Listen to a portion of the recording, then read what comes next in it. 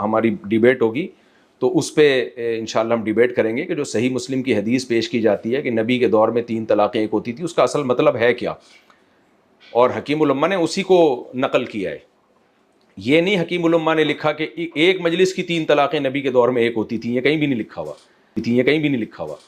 طارق مسعود کا کہنا یہ ہے کہ مجلس کا ذکر نہیں ہے. دیکھیں اس میں مجلس کا ذکر ہے. اس میں کس کا ذکر ہے؟ قد طلق امرأته ثلاثا فی مجلس. فی مجلس لکھا ہوا، دیکھو کیا لکھا ہوا ہے، فی مجلس. اوجعہ ضربا، اوجعہ ضربا، ایک مجلس میں 3 طلاق دیتا تو اس کی کٹائی ہوتی تھی، کٹائی. اور پھر سزا کے طور پر الگ چل، تو بیوی رکھنے کے لائق نہیں ہے. ایسے فی مجلس. یہ طارق مسعود کے لیے ایک تحفہ ہے. جو چلاتے نا کہ مجلس کا ذکر نہیں ہے، آؤ ہم دکھاتے ہیں نا. اصل میں یہ اندھوں میں کانا راجا بننا الگ چیز ہے، الگ چیز ہے، سمجھ گئے.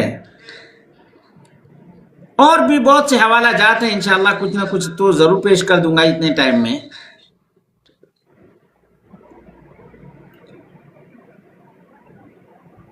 جی اچھا، اب یہ اتنا وہ جو حلالہ کی بات کرتے ہیں نا طارق مسعود صاحب، جی کہتے بھائی طلاق کا ذکر ہے، طلاق کا ذکر ہے. عمر کو سمجھ میں نہیں آیا، تم کو سمجھ میں آ گیا. طلاق بہت چلاتے ہو، حلالہ کے لیے بہت پرووائڈ کرتے ہو دلیل.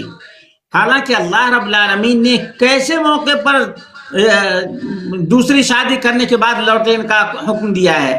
جب ایک آدمی 3 طلاقیں الگ الگ مدتوں میں دے دے. الطلاق مرتان ہے، یعنی 2 رجعی طلاقیں ہیں. کتنی مدت ہے پتہ ہے؟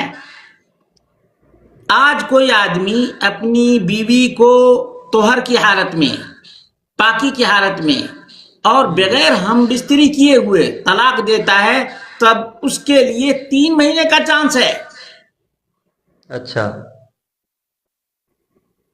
ایک مجلس کی 3 طلاق ایک ہی شمار ہوتی ہے میرے بھائی. ایک مجلس کی 3 طلاقیں.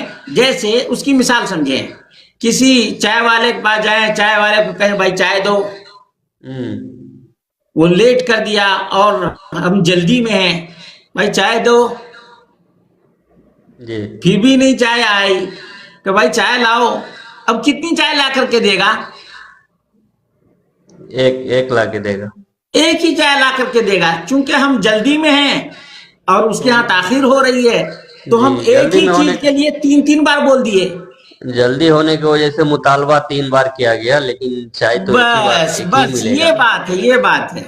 جی ہاں، السلام علیکم. وعلیکم السلام. اللہ آپ کو جزائے خیر دے، آمین.